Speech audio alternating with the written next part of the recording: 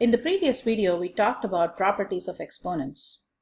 Those are some basic fundamental skills that you guys need to know to understand what we're going to learn in this video. This video, it's an introductional video. It's not a complete instruction. We're going to be learning much more in class. So this is very important that you watch this video. So we are getting into a new topic called radicals and rational exponents.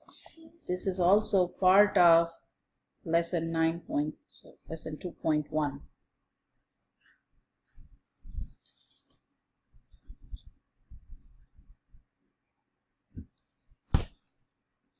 It's a part of lesson 2.1. So we have the topic radicals and rational exponents. So there are two parts to it.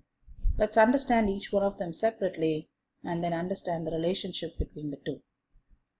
So let's first visit what radicals are. Radicals, you guys have seen this symbol before. You guys call it the square root. Of course, it's a square root. But I'm not going to use this symbol just for finding the square root. This symbol is used to figure out a lot of other roots also. So this is a radical symbol.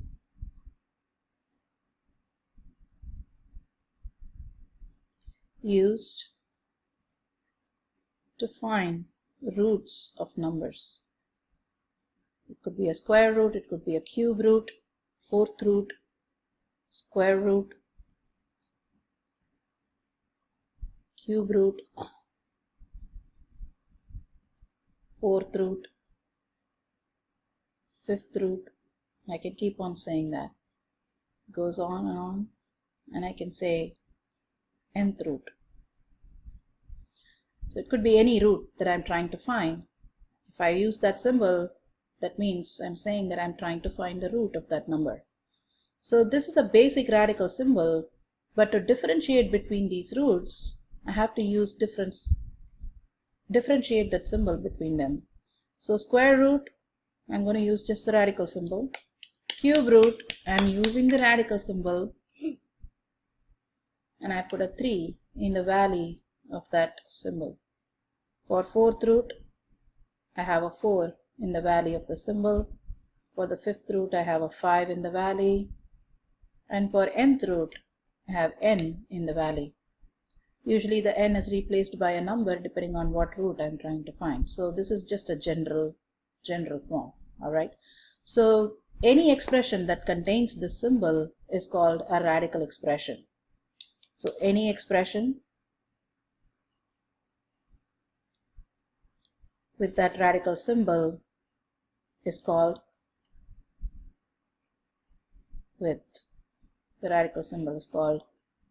a radical expression.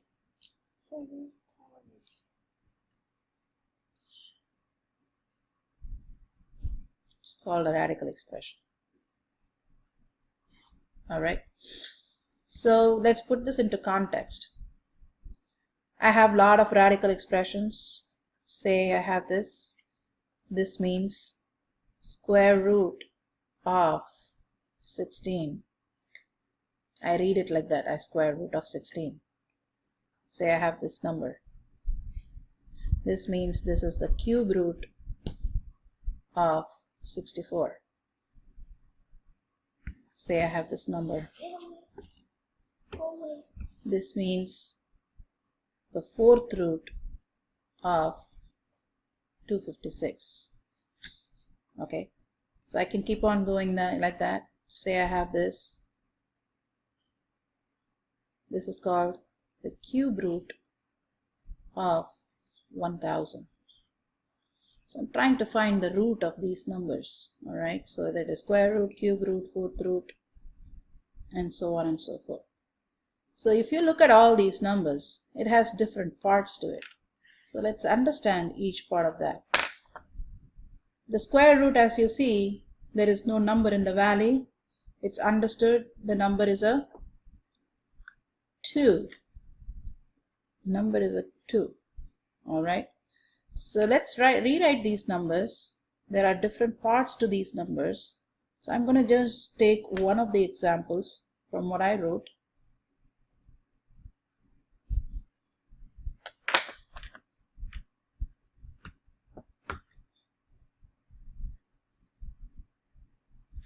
there are these three parts, right?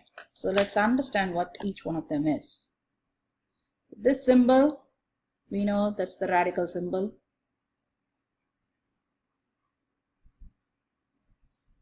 The number sitting outside in the valley,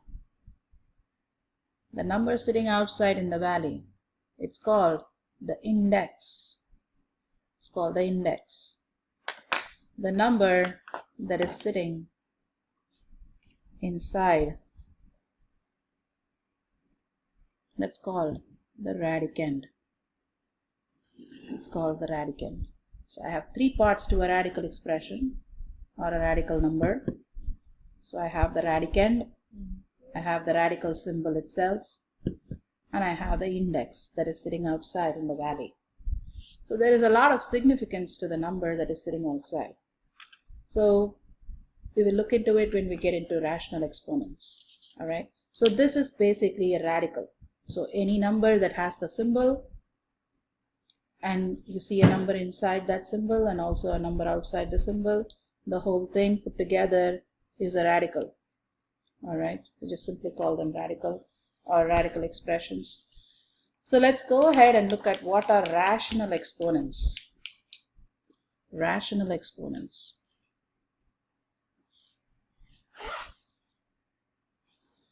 So far we have dealt only with integer exponents, meaning I have whole numbers as exponents, whether it is positive or negative, doesn't matter. I have whole numbers as my exponents. Say for example I have 2 to the power of 3, 3 to the power of negative 1, 4 to the power of 8.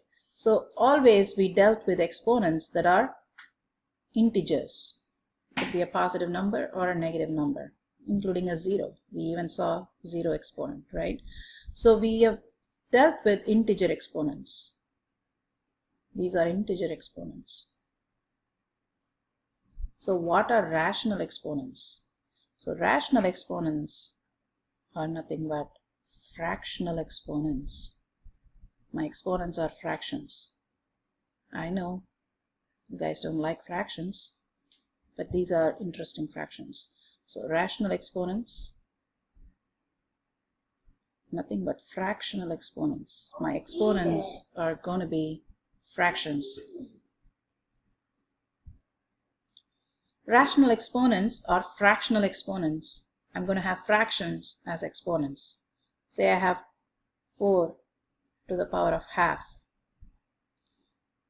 25 to the power of half,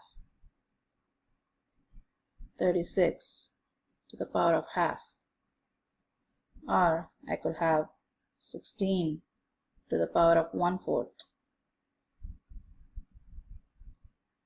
125 to the power of 1/3, 1000 to the power of 1/3, 256 to the power of 1/4.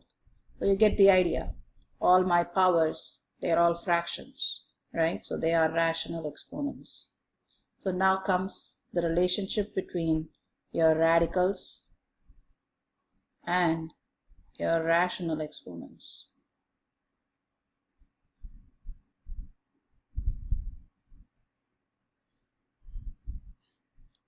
If I have a radical,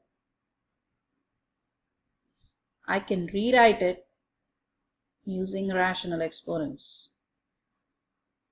It's just a different form of the same number. Yeah, just like writing capital letters and lowercase letters. So if I have a radical, I can rewrite it to a rational exponent using rational exponents. If I have a rational exponent, I can rewrite it using a radical symbol. So they both are different representation of the same number. So how does it work? Say I have square root of 16. I have the radical symbol, I have the radicand, and I have an index. Even though I don't see an index, for square root, the index is a 2, right? So if I have to write this expression, a radical one, to a rational exponent using rational exponents, how can I write it?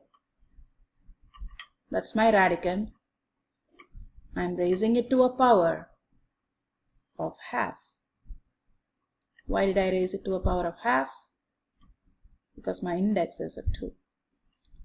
So I have, for example, I have cube root of 125. My radicand is 125. I'm raising it. Now I'm going to raise it to a power of 1/3. So look at the fraction. I have fraction that is 1/3. So the significance of the 3 is what I have in the index. So my index becomes the denominator of your fraction. That is my exponent fraction. Alright. Say I have 4th root of 256. This means 256 is my radicand. I'm raising it to a power of 1/4. Alright. So the index has a significance. The index is the number of the root that I'm trying to find. That becomes the denominator of your power. Alright.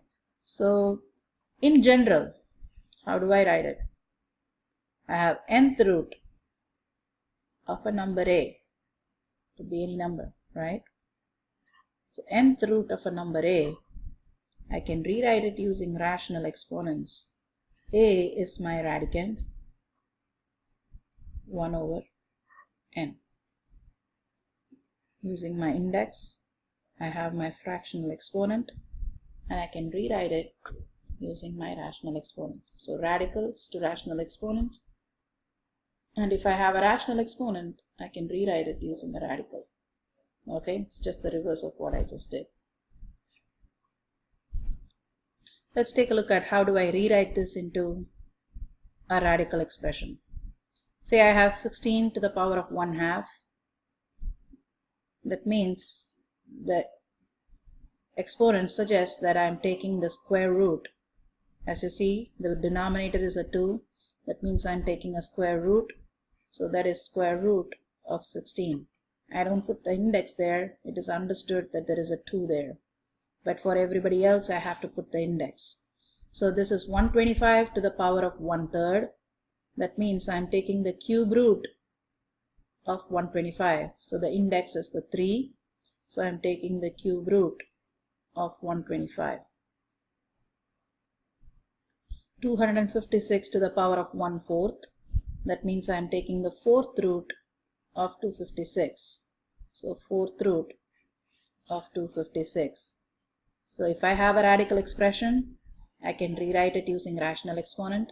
If I have a rational exponent, I can rewrite it into a radical expression. So they go both ways. So I can use it to simplify the radical expressions, so which we will be learning in class.